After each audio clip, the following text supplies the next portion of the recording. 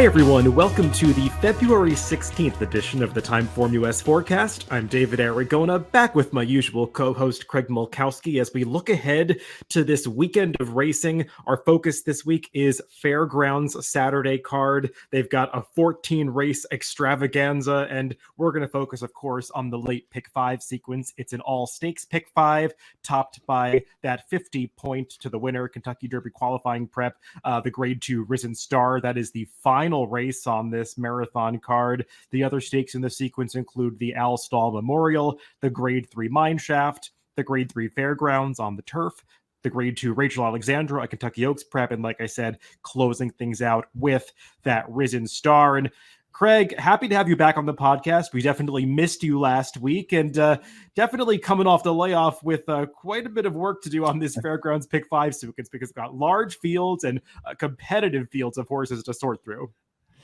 Yeah, another typical tough pick 5 that we managed to find, which isn't unusual for these Derby prep days. And Fairgrounds always has these marathon cards, 14 races. It's a good card throughout. I'll probably have to take a nap in the middle, but I do have some opinions in this sequence, so I'm looking forward to it.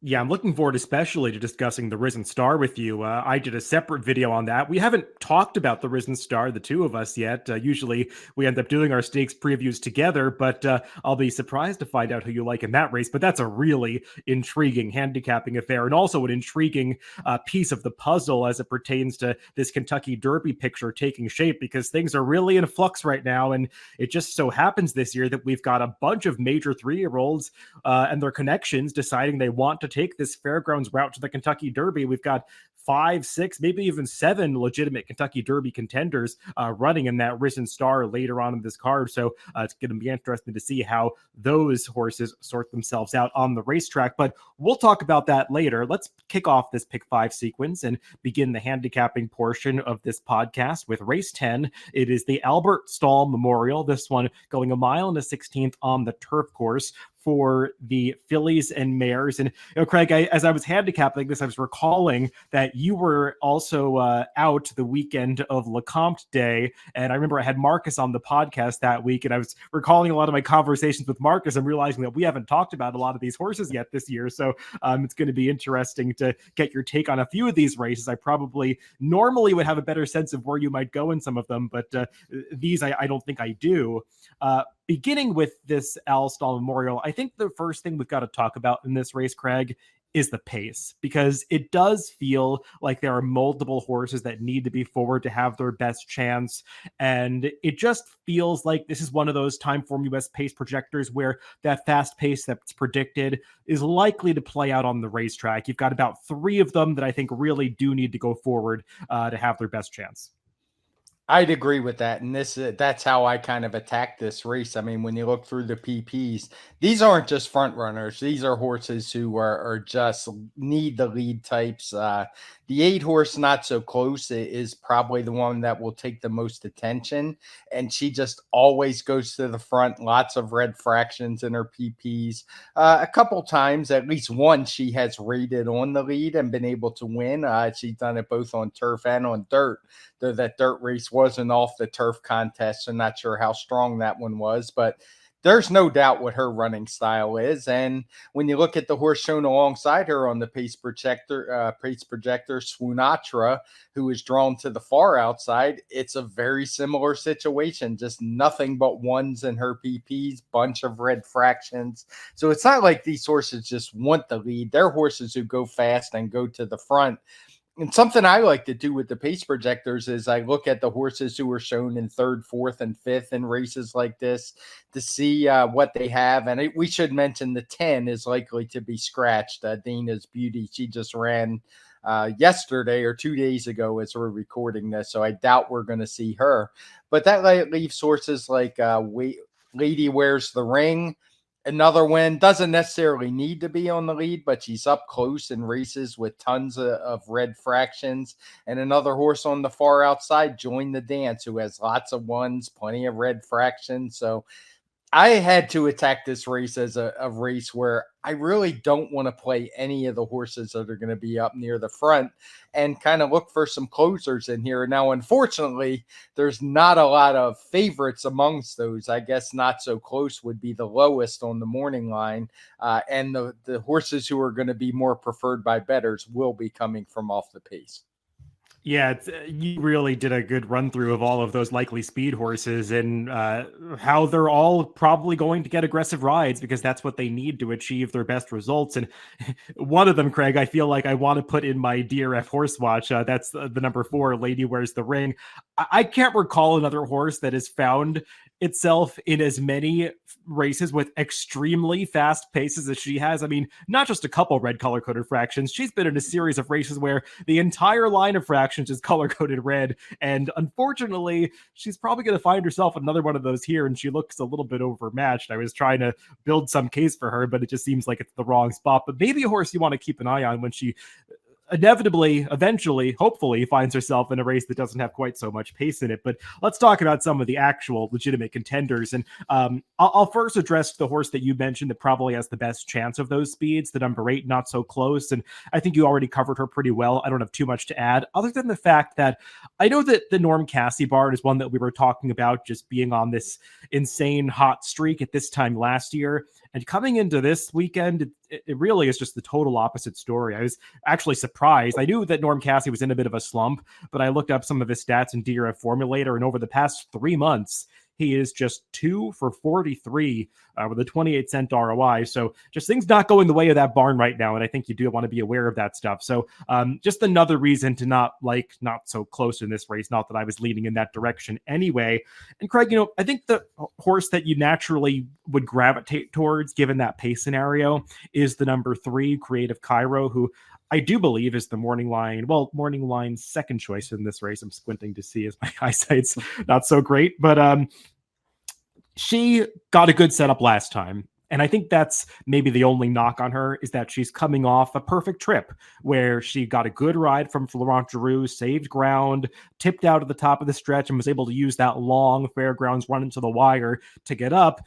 The thing that I would normally want to be against a horse like this coming off a perfect trip and now going to be a shorter price than she was last time, except for the fact that she's likely to get the same kind of scenario here. And while I do think it's a slightly tougher race, I'm not sure how much tougher it really is. Yeah, and the race rating kind of shows that. This race has a 117 preliminary.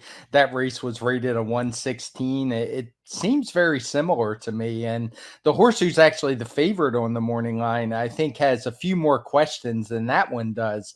Spirit and Glory is coming off a layoff for Rob Falcone. I looked him up at the fairgrounds.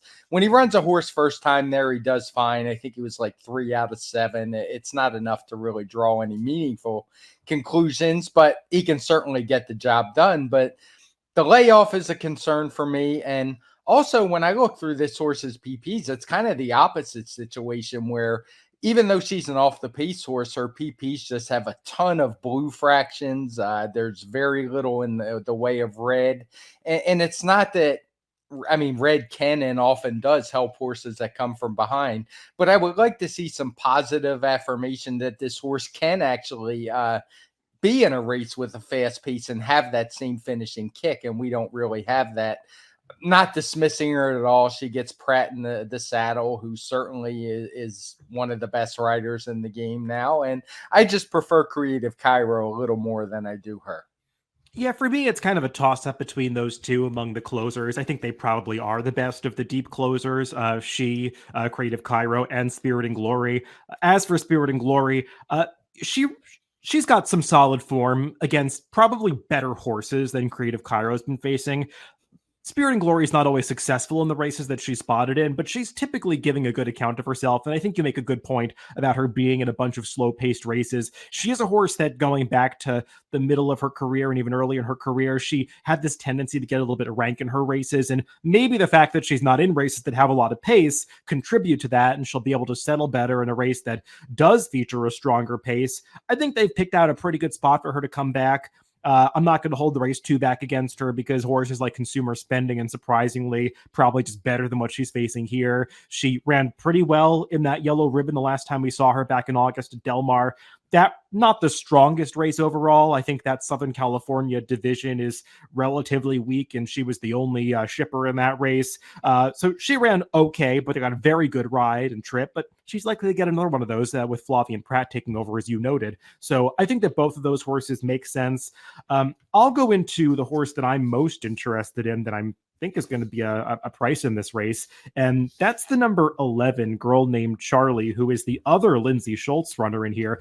Lindsay Schultz is the trainer of Creative Cairo. And I think you could just look at what she's done with that horse, who has really gotten into form since coming into that barn. I think now she's making the 7th starts for the Schultz barn.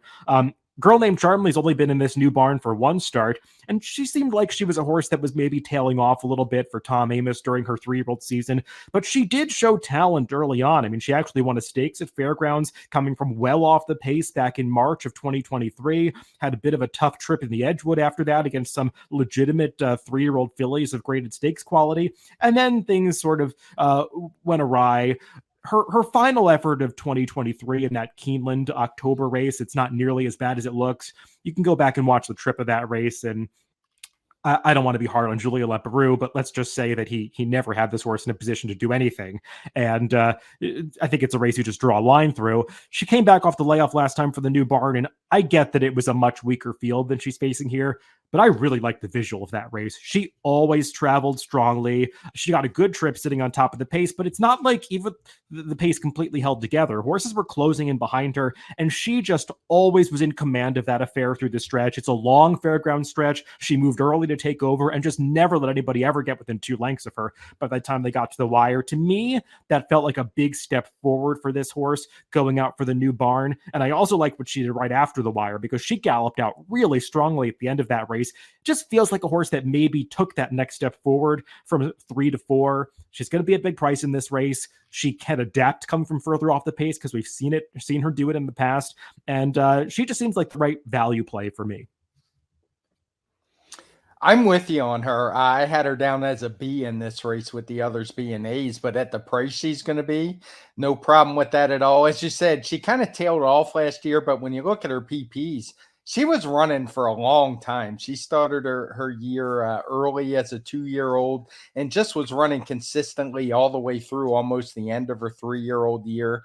I really liked how she looked when she came back. And even though she was up close that day, I don't think from this pace that she is a horse who is going to be up close in this field. She's shown an ability to come from off the pace before. So I think she's a horse that has a big shot at a price in here. I did want to mention a couple of others that I would use maybe as C's, just depending how much I want to spend. And that's the one horse, Watch This Birdie. She's a filly who just draws inside, will definitely be getting a good trip coming off the pace for James Graham. So not one I want to totally dismiss.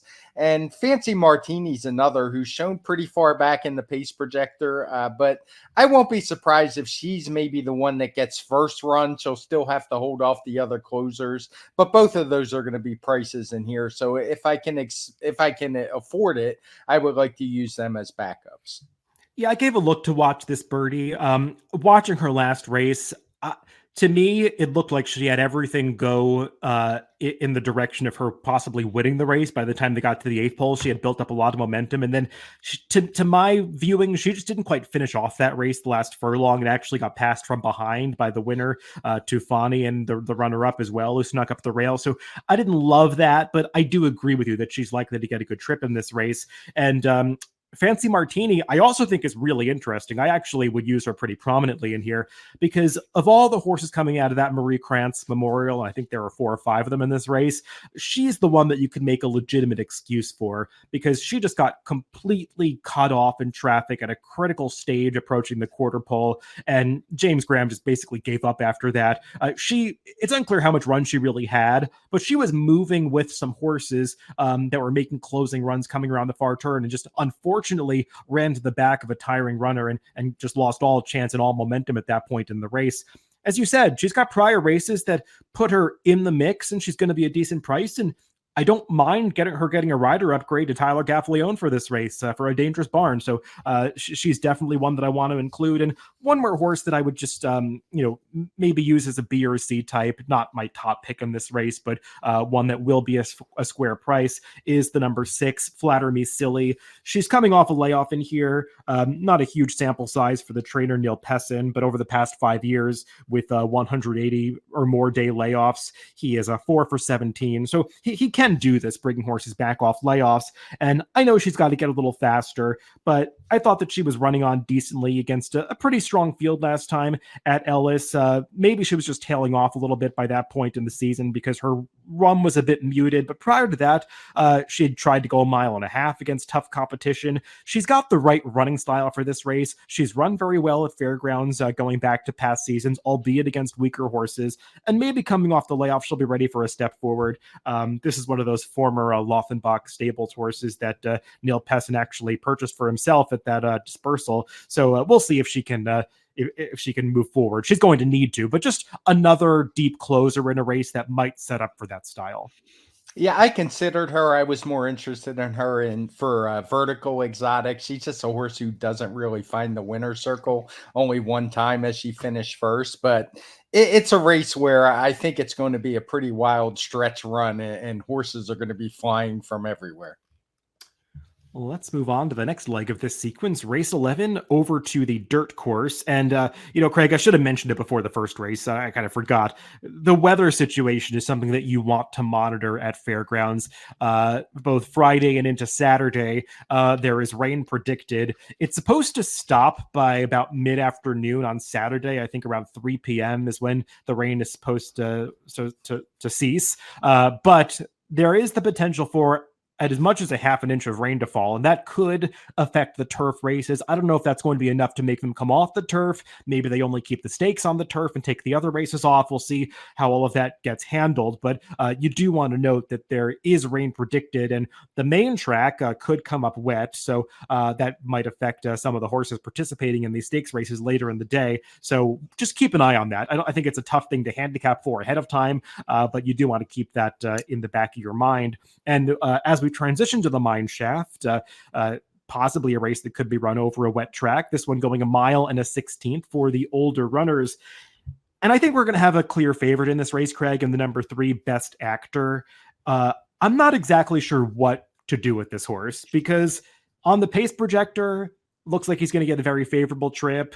Looking through his form, he looks like a horse that is able to make favorable trips for himself pretty often. He's got that good tactical speed. He seems comfortable running on the lead, and he's likely to make the lead in this race with nobody else being a confirmed front runner. So maybe this race just gets handed to him. From a pure ability standpoint, I don't know that I really believe he's that much better than anybody else. And he's going to be a short price for a very popular barn. So to me, that says that he could just be a horse that's overbet based on all of that and be bad value. But I still can't get past the fact that I think he's really dangerous in this spot.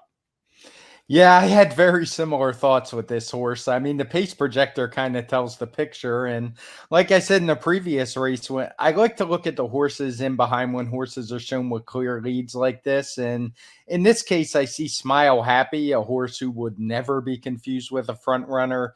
WNL, very similar situation, just has not shown speed, particularly in a very long time. I mean, 2 back in an allowance race, he was kind of up close, but he's never a horse that's going to be on the front end. Gasoline is in 4th. Been a long time since he's shown speed and actually kind of reversed his career a little bit off a layoff when he came from off the pace. So I doubt that's going to change. So it's hard for me not to envision him being loose. He has the best speed figures. I wanted to be against this horse, but for me, he's definitely going to be an A. I wouldn't call him a single. I don't trust him that much, and I think there's some others with ability, but he's just very tough to get past, given that pace situation and that it's just 1 mile and a 16th race. Yeah, I feel like I can't toss this horse. I've got to use him somewhere, but I don't want to rely on him. I think he's going to be bad value in this race because I really don't think he's that good. I don't think he's so likely to win the race that he would justify 2-1 or potentially even lower than that. And everyone's going to see this, Craig, that he's coming in with the nice speed figures, going out for Brad Cox, and he's lone speed. So I could see a scenario where this horse is 7-5, 8-5, and I don't know that his form really justifies that kind of favoritism. So I want to look elsewhere. I want to keep an open mind. I'll use him as a B or a C type because he's not a horse that's adding any value to my ticket, but I do want to use him with some other horses in surrounding legs that I think do. So I'm looking to some other alternatives in here. And you brought up one of them that I think is really dangerous, Craig, and that's the number 4 Gasoline. Yeah, he's lost some of that early speed that it looked like he once possessed, but I think the speed that he showed in the past is a little bit of an illusion because he was competing in some very slow-paced races that didn't have much speed, and I think he just found himself forwardly placed in a few of those, going longer distances like a mile and 3/16. So maybe they're going to go back to some more aggressive tactics here if they don't go fast up front. I could see John Velasquez trying to get this horse a bit more forward because I would imagine that Todd Pletcher and the connections have the last race fresh in their minds where this horse went off as the lukewarm favorite and just got completely shuffled out of position in the early going. And he was in a difficult position just based on the draw of that race, going the mile and a 16th distance at Gulfstream. They had right into that clubhouse turn. He was drawn in a terrible post, 8 in a 10 horse field. It's probably almost better to be in post 10 in that situation because you're going to be the one coming over and everybody, not having post 9 and 10 coming over on you. And he just got totally squeezed back out to last. He's not a horse that wants to close from last. And once he was that far back, he really could never get back into the race. At Harlan's Holiday, it was a bit of a merry-go-round affair. Nobody was really making up that much ground. And I think he was actually trying to finish, but just due to the kickback and the way the race flowed, he really had no chance in that spot.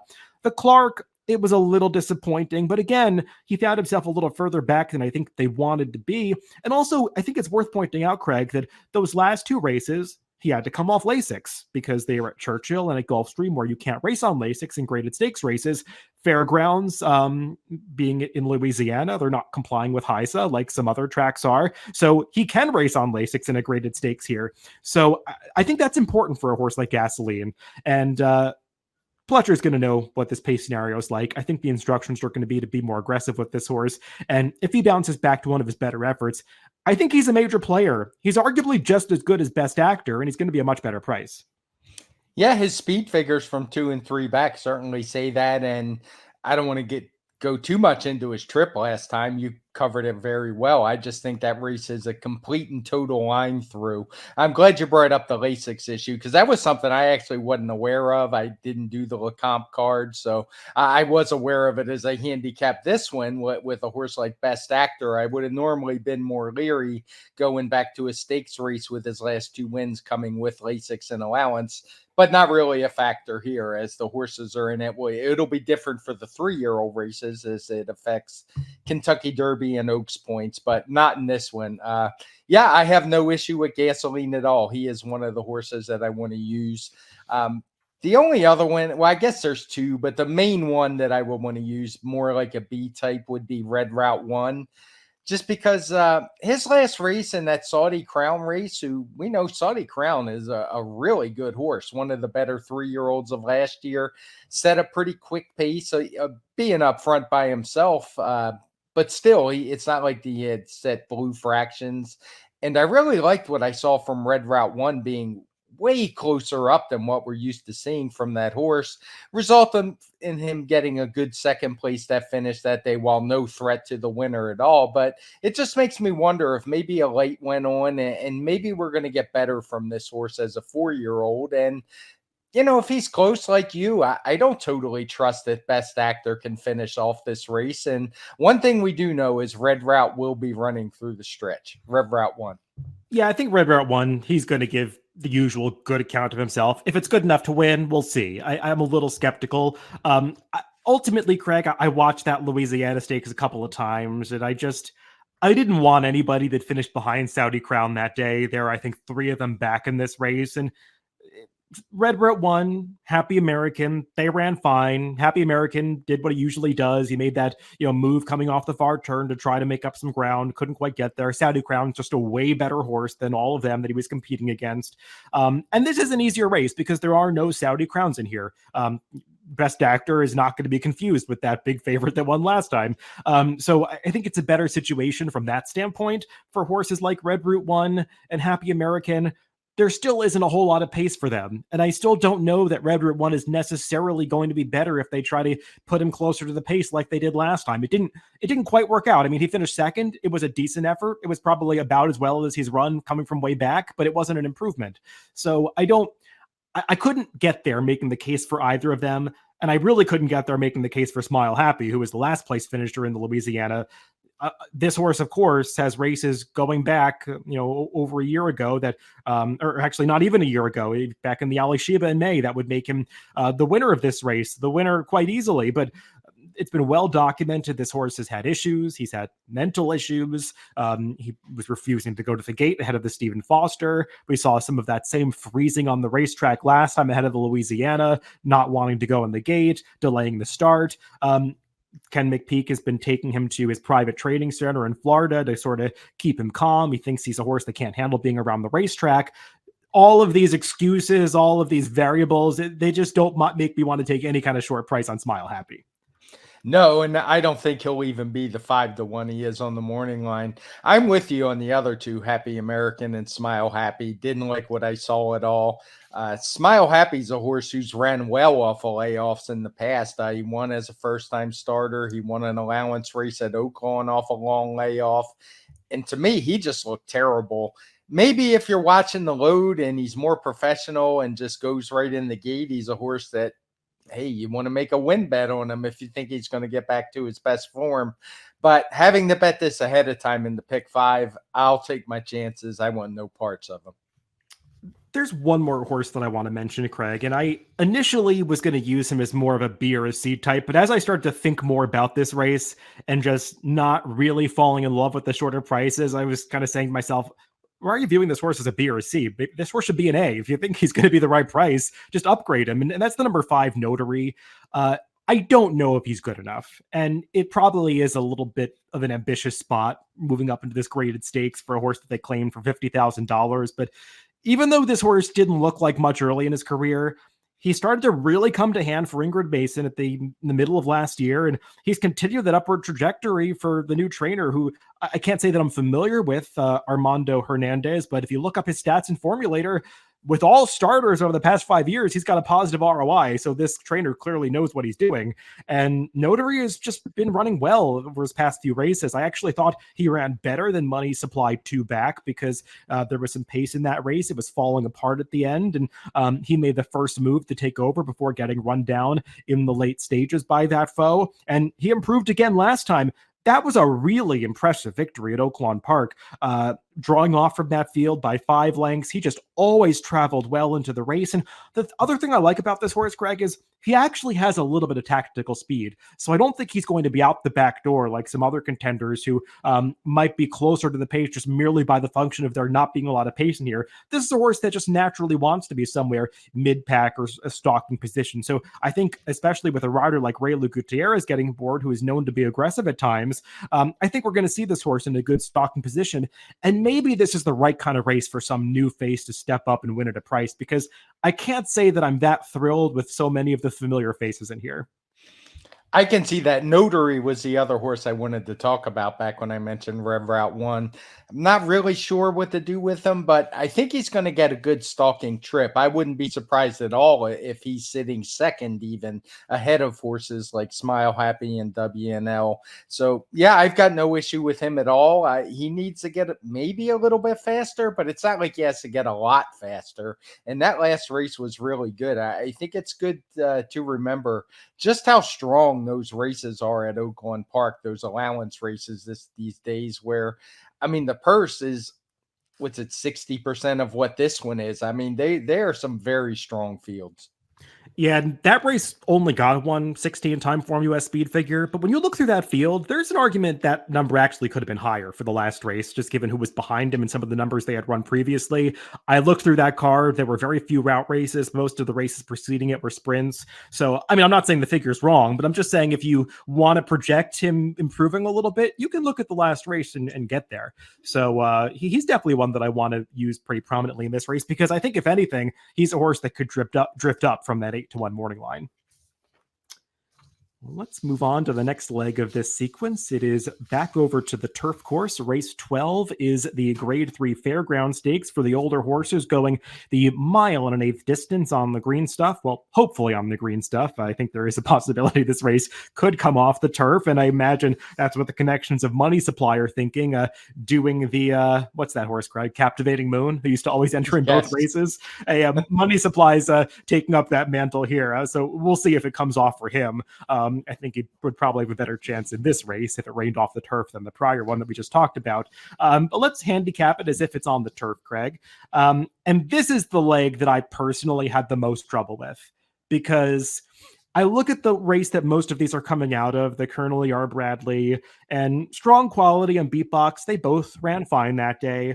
It's not like the speed figure came up particularly fast. I thought both Strong Quality and Beatbox got great trips. Strong Quality just setting a moderate pace, Beatbox sitting right off it, and Beatbox is a strong finisher, and they just ran away from the rest of the group. So they're both coming in here in good form. Are they going to get as good trips as they got last time? Maybe, maybe not. Is this a slightly tougher field? I think it is. So do I want to take short prices on either one of them? Not really. But then I get to the next step of who do I really want to take in this race? And that question, at least for me, becomes really difficult to answer. Yeah, it's a tough race. I answered that question as I'm going to use them, but they're my two Bs. I'm going to go with some other horses. I mean, at the end of the day, that was virtually a match race. They ran 1-2 all the way around the track. Nobody really did any closing whatsoever. The speed figure didn't come back all that great. I think they'll run fine, but I just want to take a chance with some other horses who I think are sitting on bigger races. And the first one, I guess if I had to say I prefer one over the other, I would take the 2 Chasing the Crown, just because he draws inside, figures to get a better trip. And I really like this allowance race where he was first start of the year over this track. A race, we have one of the fractions in blue. It was more or less an even race all the way around. But I just really liked how this horse looked. Very professional, really finished off the race strong. Got a 121 TimeformUS speed figure for the effort, which is actually better than what Strong Quality ran and equal to a Beatbox. So I don't see any reason this horse should be 8-1 other than there's just a lack of stakes races and people might hold that against them. And the other horse, and if he switched post positions, I would actually love this horse, but he's drawn outside, is the 11 horse Gigante, a horse who was just one of those really good 3-year-olds from a very strong 3-year-old crop. Won a couple graded stakes races. Has just been in great form. Ran a 123, beating really impressive Northern Invader last time in a minor upset. And outside of the post position, I just have no knocks on this horse. He didn't even have a great start last time, and I think he's better than the 2 horses that are coming out of that Colonel Bradley. So for me, Chasing the Crown and Gigante would be the 2 A's for me. It's funny you brought up those 2 horses together, Craig, because I'll say that I wish a horse who finished behind them was running in this race, and it's sort of irrelevant to even mention, but Point Proven, who was second to Chasing the Crown and third to Gigante, when you go back and watch each of those races, there's an argument Point Proven ran better than both of those horses, and he would have been a big price in this race, and it's kind of too bad that the connections aren't running him in here, because he would have been an easy horse for me to pick. But I kind of have to assess these 2 horses that you brought up, and I have mixed feelings on both of them. I think they're contenders, and if they are their prices on the morning line, I'm not going to talk anybody off them. I think 8-1 is a great price on each of them. I'm just I have the same concern with both, and that's the distance. This race is 1.125 miles, and they're both coming off victories going a mile, especially with Chasing the Crown. You know, I've liked this horse for a while. I'm a fan of this horse, but I really get the sense watching his races that he's like this pure miler. He's got this quick turn of foot. He puts in this big run, but he can tend to shorten stride a little bit at the end of his races. And we've seen it a couple times in his 1.16 races, well, particularly the one at Saratoga 3 back, that he doesn't always finish as strongly as he wanted to over those last 100 yards or so. So that bothers me a little bit with him. I do like the post, and he might be a decent price in here because people are going to see that Joel Rosario, who rode him last time, is hopping off and sticking with Beatbox instead. So maybe that's going to inflate the price a little bit. Just the fact that Jareth Loveberry is taking over. Jareth Loveberry certainly knows how to deliver a good ride in a stakes race. So I'm not worried about that too much. I wish this race were a mile and a 16th. Because a mile and an eighth just worries me a little bit with him. And the same thing with Gigante a little bit, because he definitely has had more success going the flat mile. The one time he tried a mile and an eighth, he probably had no chance anyway, because he was facing the likes of Integration and Program Trading and even Runaway Storm, who's probably just a better horse than he is. He ran well last time in that wood chopper, but I mean, anybody who wants to can go back and watch that replay, and you try to tell me Point Proven wasn't the best horse. I mean, he got completely stopped on the far turn and still got within a couple lengths of those top two at the end. So Gigante, under ideal circumstances for every horse, was not winning that race. So that bothers me a little bit, but he's still got a nice speed figure. So he's one that I could include somewhere, but I couldn't get as excited about either one of them as I would have liked to. So I found myself sort of looking in other directions. One direction I started to look in was towards a course coming off a layoff. That's the number 8 Camp Hope, going out for the Ken McPeak barn. And I kind of wonder what your take is on this horse, Craig, because he definitely has back speed figures that make him very competitive with this group.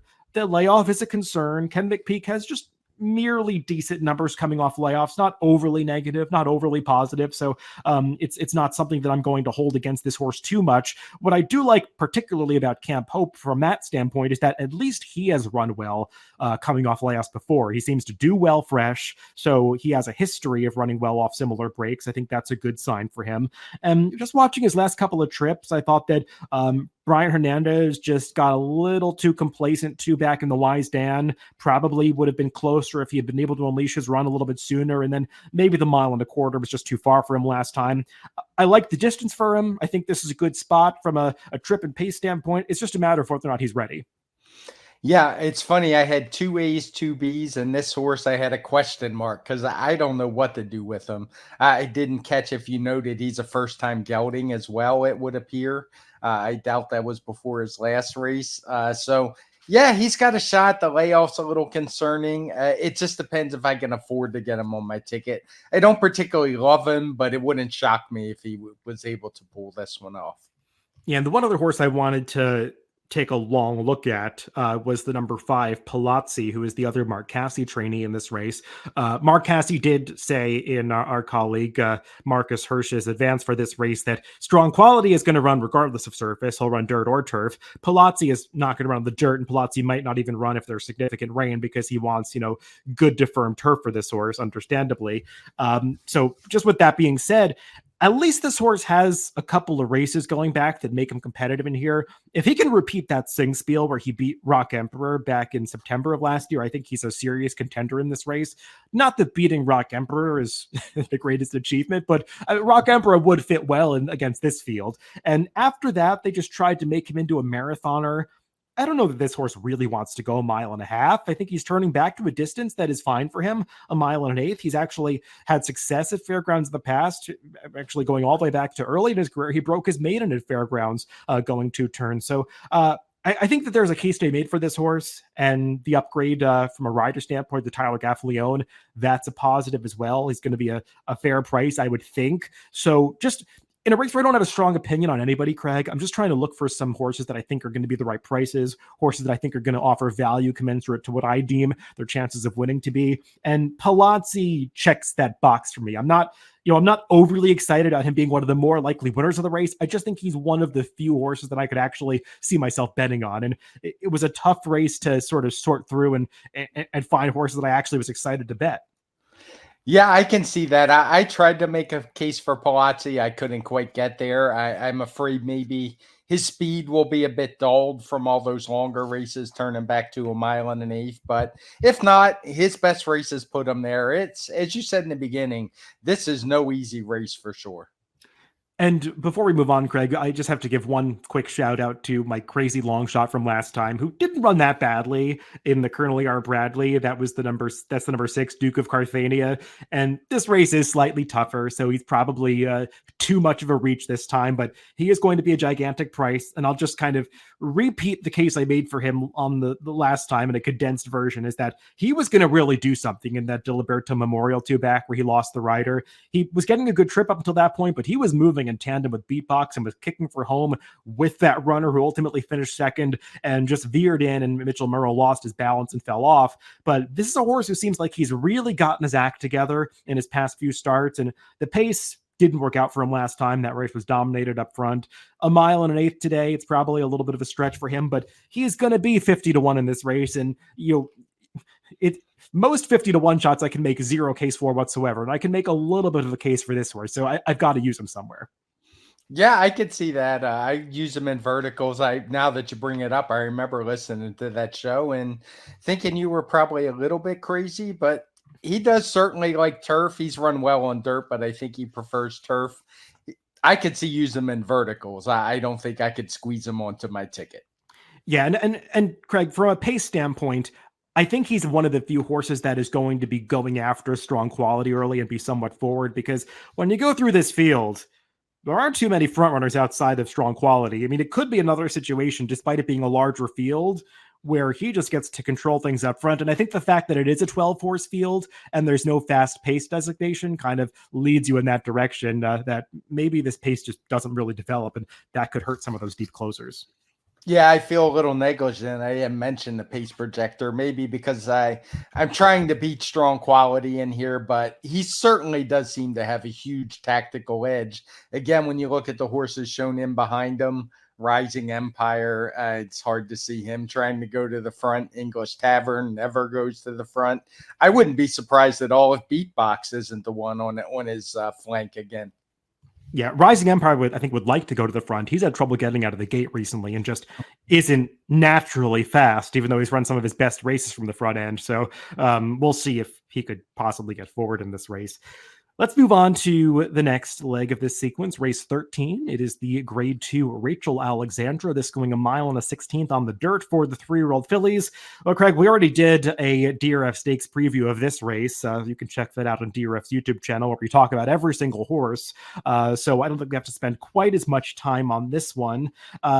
Brad Cox entered 3. I was checking out Marcus Hirsch's reporting for this race, and he said Brad Cox is not guaranteed to run all 3 of his horses. If he scratches one of them, it would likely be the 7 West Omaha, who he might reroute to the Honeybee at Oaklawn in a week's time. So just be aware of that. If you're handicapping this race, it could possibly scratch down to a field of 6.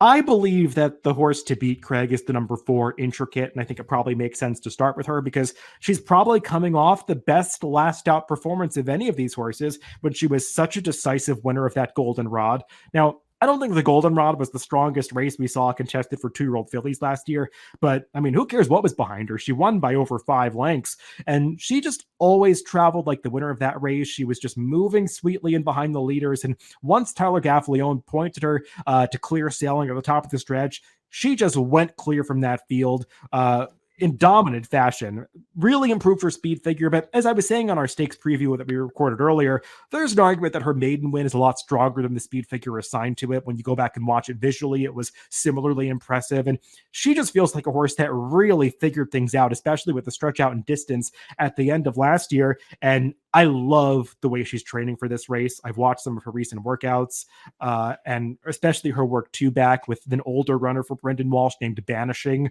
who was a good 3-year-old last year, now 4-year-old.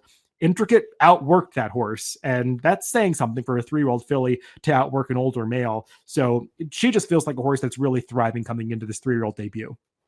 Yeah, I will say you swayed me during our preview. It was a race I didn't have a strong opinion, as I said on the preview. You could literally make a case for every horse in this field. It's not like there's some rank long shots, and you can see it in the morning line. The longest price is 10-1 in Perfect Shot. I did have a question for you. I meant to ask you before the show, but maybe some other people would have the same question. Where are you able to watch the workout for Intricate? Because I wasn't able to find it. So yes, This is no endorsement of different utilities out there, because obviously we're not watching this stuff through DRF resource. But so there are two resources out there for workout videos for free. One is XBTV. That's how I watch the Gulf Stream in California workouts, and sometimes New York. I know you already know that, Craig, but I'm explaining that for the listeners. The other resource I think is relatively new. You access it through the KentuckyBread.org website, and they have workout videos on there. I think that you can find a link through the website, and just it's very similar sort of scheme to XBTV. You just type in a horse's name and it comes up with some of the recent workouts. And the workouts there are for the Kentucky tracks like Churchill and Keeneland, as well as for fairgrounds. So great resource that we can watch workouts for multiple circuits at this point. Hopefully these continue to be a free resource. And I think handicappers who have taken advantage of them are much appreciative of that being out there. I'm glad. I actually had found that site just as we started, but I didn't have time to check out if those workouts were there. So good to know. Hopefully it provided a little service there. Because, yeah, I didn't know. I was a little puzzled by that one. So, yeah, you sold me with the workout. As you mentioned, I mean, that race took place back in November, which, I mean, time flies. We're going on almost 3 months ago now. She ran a 103 TimeformUS speed figure, and no one in the field has matched that, I don't believe yet. I don't even know if we've had really any triple digits. So she's certainly a strong contender in here. And as I was looking for the chart at that race, the fifth place finisher, Jin, a Brad Cox trainee, has come back to win with a 102. Hasn't been many other run backs, but I mean, it kind of shows that, you know, how you can expect these horses to progress as they turn from 2 to 3. And if this one has any kind of improvement, she probably has the field over a barrel. The one concern I'd have with her and how I landed on my selections for our preview video is the pace scenario. I don't think there's a ton of speed in here. We have the 2 Pennick, who is probably clearly going to be the speed. She's stretching out from a 4.5 and a 5.5 furlong sprint, where she's shown speed in both of those, won both in a romp, and looks really good. It's just a really tall hurdle to overcome, stretching out a full 3 furlongs off her last race. That one was off the turf, but I just wonder what kind of pace this race is going to have. And that led me to picking Tarifa first, the horse drawn to the inside for Brad Cox. She's a filly who broke her maiden last time, did so kind of coming from a tracking position in behind, a little bit wide on the turn. And I really liked how she finished off her race that day. She actually got a 103 TimeformUS speed figure. It was downgraded a bit because of the pace. She only shows a 98 in my PPs because she's picking up weight as well. And the pace did the deduction, but she's one that I'm expecting further improvement. She hasn't really taken a step forward yet, but getting that good inside post position, I expect a good tracking trip. I think she's going to run well. Yeah, I have to say I didn't think a ton of the field that she was facing on the way into that allowance race. She obviously ran a reasonably fast number, getting back to close to her debut speed figure, which was clearly a high number and impressive.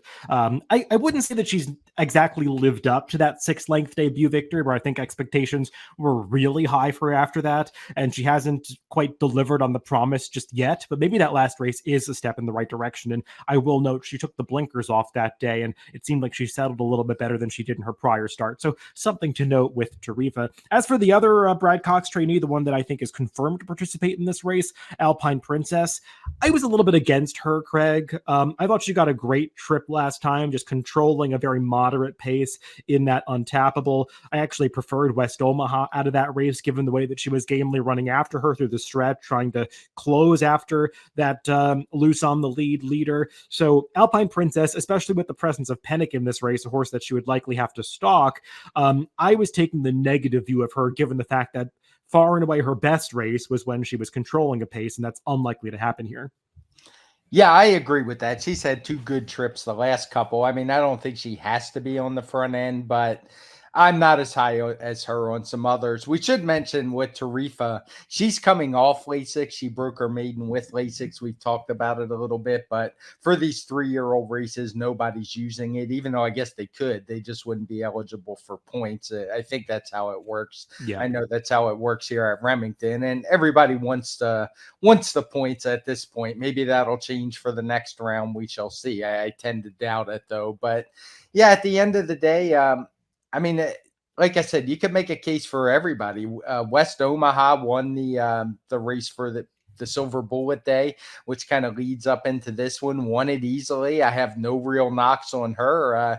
She was very impressive that day. The horse that finished second, Perfect Shot.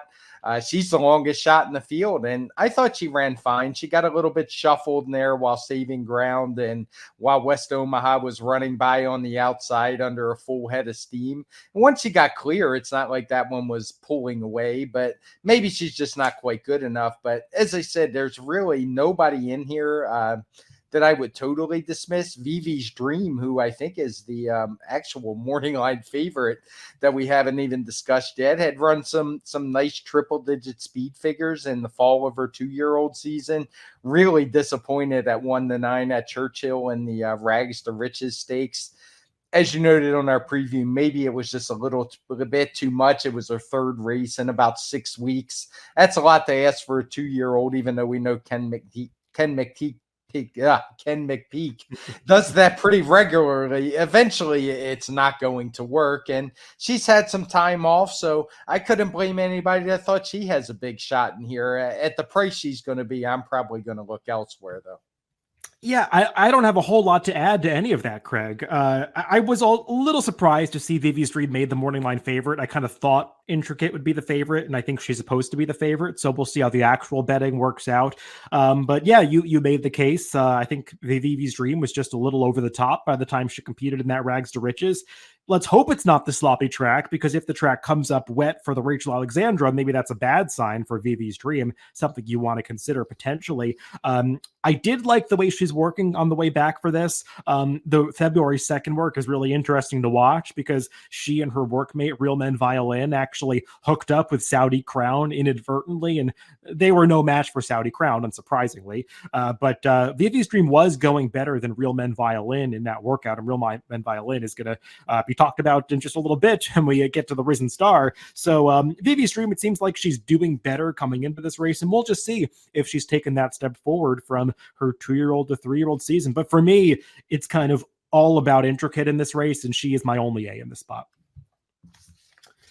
Let's move on to the main event on this Fairground Saturday card, the final leg of this Pick 5 sequence. It is the Grade 2 Risen Star, going 1 1/8 miles. Like I said at the top, the winner of this race is going to be in the Kentucky Derby, getting 50 qualifying points, and probably the runner-up with 25 points will also get into the Derby. I think the threshold this year we're expecting to be a little bit lower, with Bob Baffert taking some points off the table throughout the prep season. Not something we have to discuss in depth right now, but this Risen Star, it feels like a critical prep race, because we've got some major players on the Triple Crown Trail in this race. It seems like everyone wants to take this Louisiana route to the Kentucky Derby this year. I do the Derby Watch with Brad Free, and I think 5 of our top 10 or 12 horses are on that Derby Watch ranking are in this race. So a lot is going to be sorted out on Saturday with regard to clearing up that Derby picture. Craig, I'm not exactly who is the horse to beat in here. I'm not sure who's the horse to beat or who's going to go favorite. It probably is between the number 4 Sierra Leone and the number 11 Track Phantom. And let's start with Sierra Leone, because he's a horse that I know has garnered a lot of support off his Remsen effort last time. He's a horse that I think people expect to do well on this march towards the Kentucky Derby. And there's no doubt that this horse has real talent. I mean, we saw it on debut. It was also in evidence last time in that Remsen when he was against the racetrack. Speed and the rail was the place to be. He made this big looping move around the far turn to get up and lead the race by the time they got to the 8th pole. And, you know, he was never on the rail that day. I mean, even early on the race, if you can watch the head on, he was on the 3 path. That was the closest to the rail that he ever was, until the very late stages where he got to lugging in a little bit towards Dornoch, probably intimidated that foe down towards the inside, but still Dornoch was able to come on and beat him racing down on that rail. Sierra Leone benefited from pace in that Remsen, but I still think he did a lot of good things, and he had a lot of stuff working against him from the track bias and an experience standpoint. What do you make of Chad Brown putting the blinkers on for this 3-year-old debut? Because I know that was something that was a little unexpected for me to see when he showed up in the PPs. That surprised me as well. I mean, it's Chad Brown. He's one of the best trainers we have in the game, but it's a little bit of a red flag for me. I think this horse, he has to be considered a strong contender. I mean, I look at this race. If Dornock was in here, I think he'd probably be the favorite. And frankly, I'll be a little surprised if Sierra Leone isn't the favorite in here. He comes in with a nice speed figure, lost by a nose. Everybody knows about the track bias that day. So it's just a matter of maybe the blinkers will help, because he has gotten been a little, I guess, green in his races, dropped way out of it last time. Looked like he was just not going to run at all, and really flew through the stretch before Dornock was able to gamely dig in on that better footing. But I mean, I have no knocks at all against Sierra Leone. I think you really have to use him in this spot. I expect another step forward. Yeah, I think there is a narrative this horse has been green. I don't think he's been that green watching his races. He was a little awkward with his lead changes on debut, but he straightened up after that. And last time out, I know some people believe he pulled himself up at the end of the Remsen. I didn't see that personally. I thought he ran through the wire strongly. I thought Dornock just got really game and was on the better part of the racetrack. And Dornock had also bounced off the rail in upper stretch. So it was a bit of an optical illusion that Sierra Leone went flying by Dornock at that mid-stretch point, because Dornock was sort of his own worst enemy at that point in the race.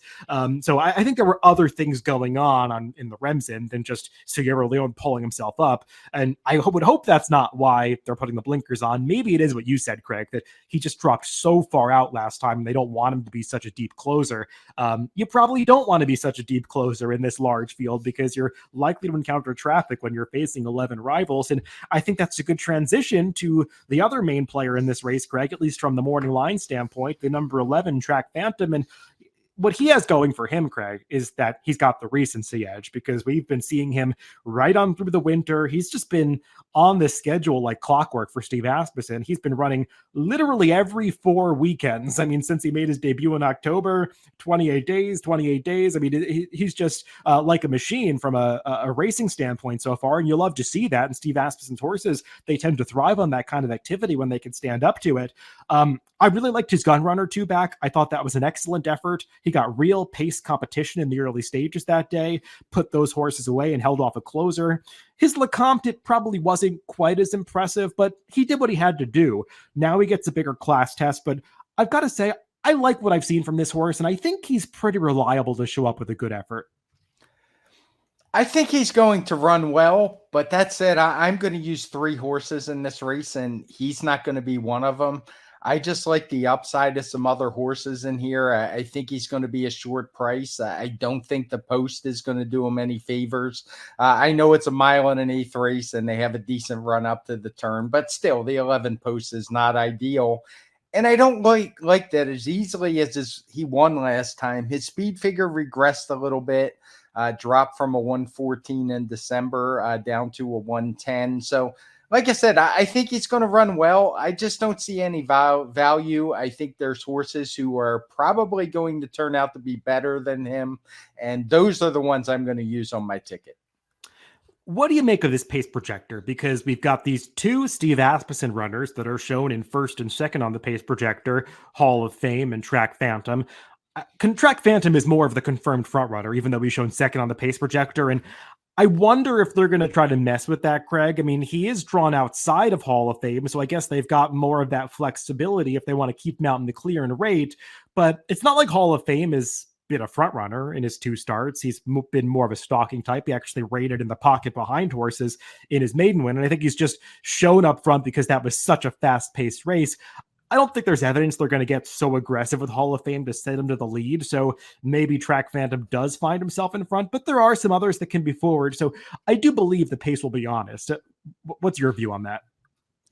I agree. I don't think it's going to be a fast pace like we have it coded. I think that's more about the big field. When I look at a horse like B Dancer shown in third alongside Track Phantom, I'm not buying it. That horse didn't run very fast. Maybe he'll go stretching out the 2 turns, try to get the distance and speed things up a little bit. But I expect more of just an honest pace throughout. And I think it'll be the two Asmussen horses. I certainly don't think they're going to duel with each other. It might just have to do with how they come out of the gate. If Track Phantom catches a flyer, he'd probably go right to the front, and I could see Santana sitting right off of him outside. If he doesn't, I could see it reverse, but I think those two are going to control the pace.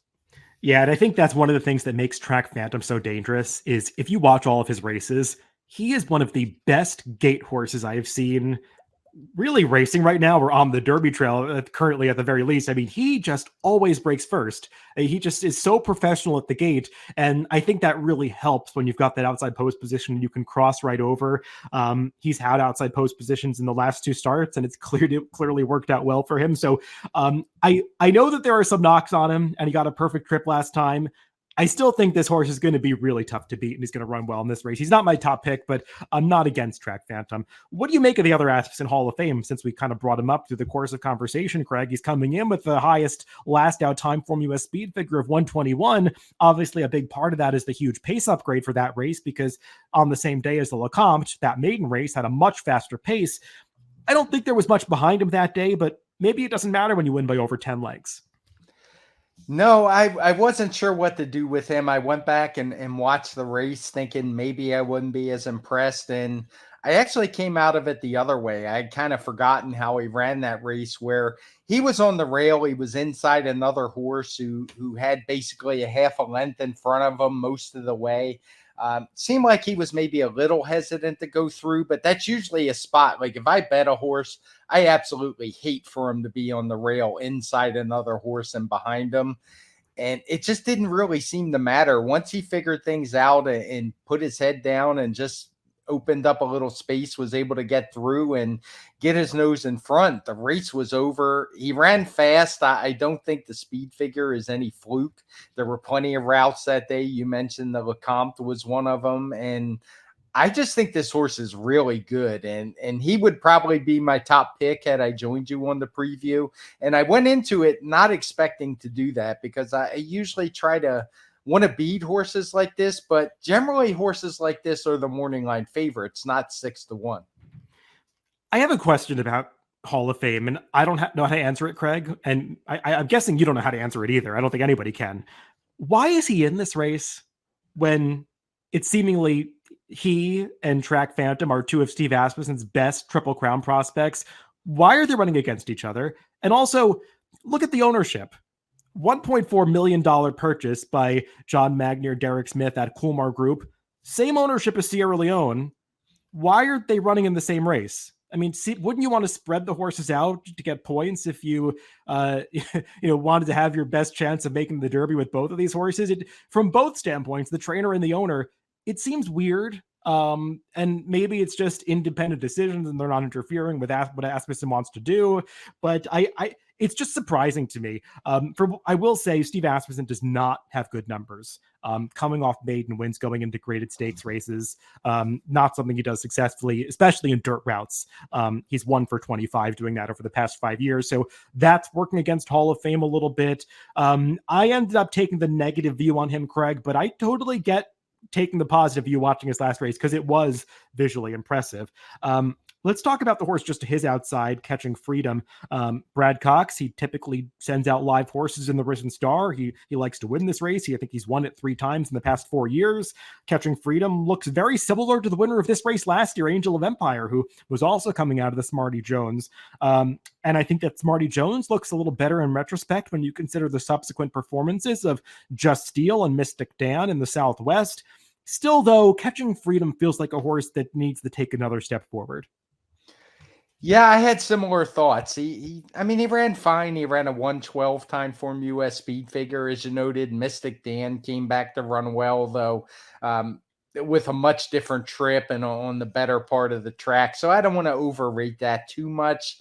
And Yeah, I'm not the biggest fan of Catching Freedom. Maybe it'll turn around and bite me and he'll take another step forward, as many Brad Cox horses also do. But like I said, it's a race where I prefer horses with some upside. We already talked about Sierra Leone. I talked about Hall of Fame, who I think has some upside.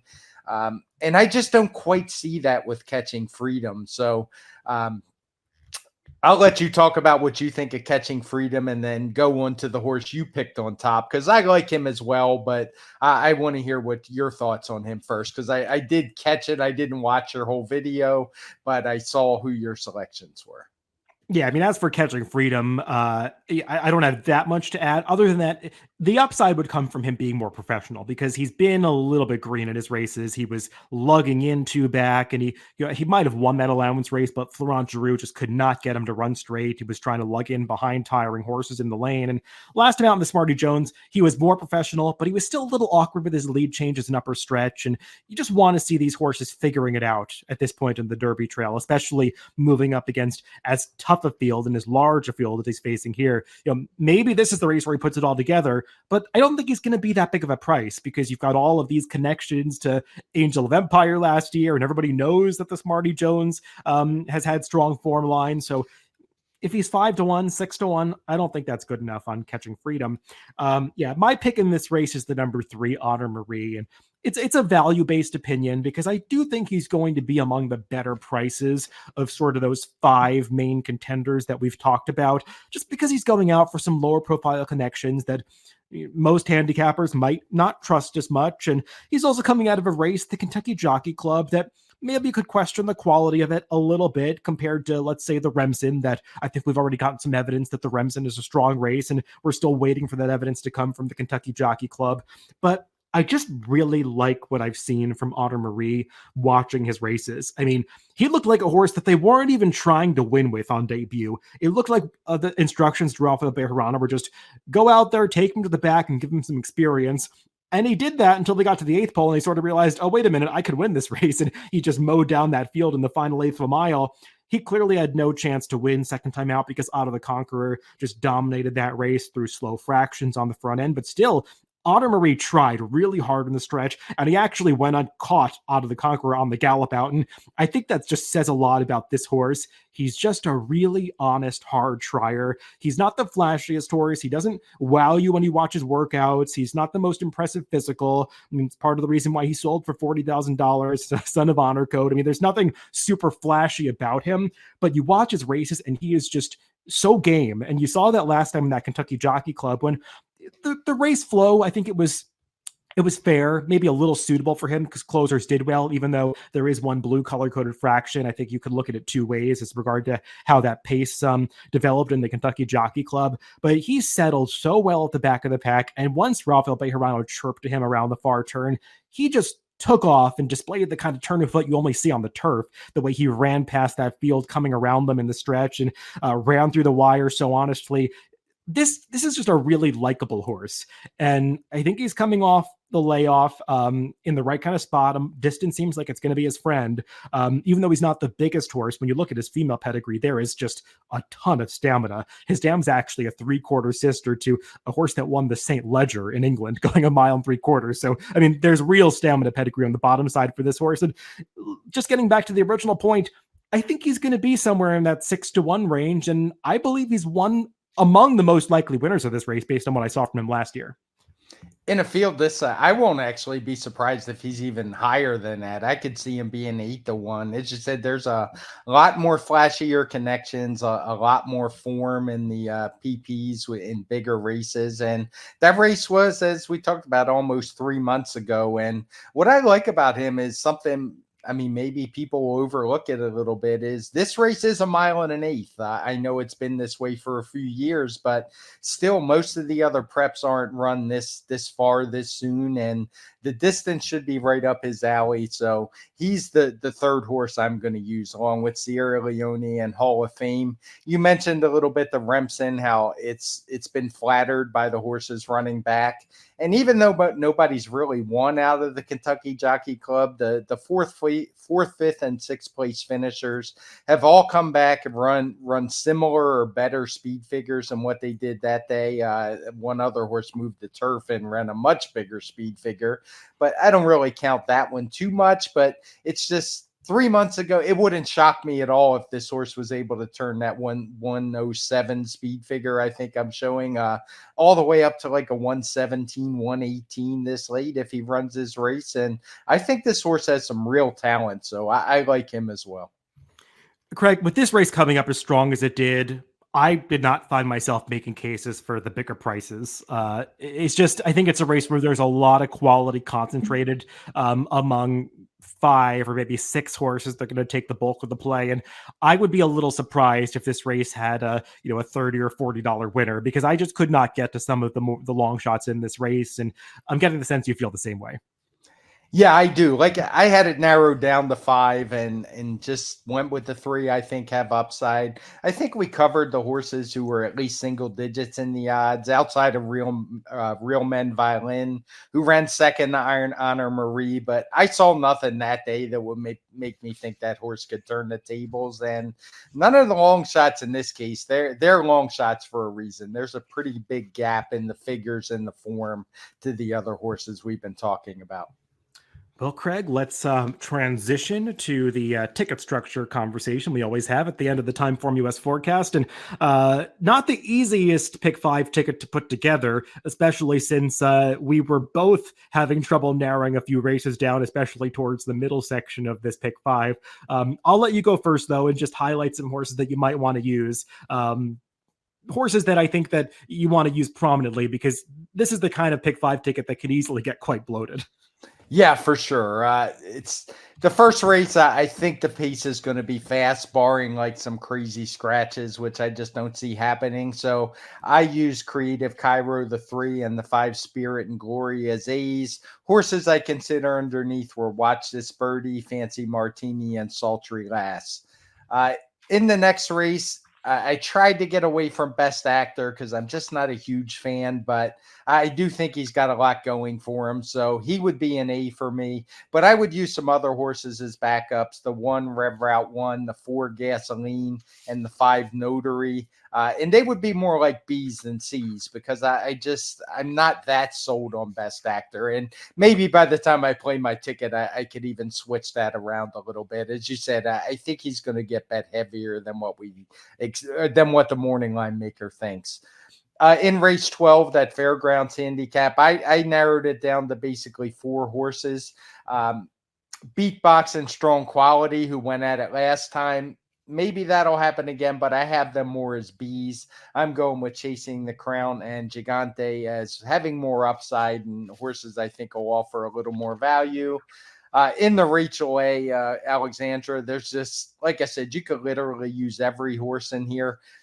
I'm not exactly sure how I'll play this one. Tarifa, I kind of like, I would use. I definitely like Intricate, and West Omaha would be a use if he runs. And maybe even as a C, I would use Pennick as a horse. We just really don't know what she is yet and could be loose on the lead. So I don't want to totally dismiss her.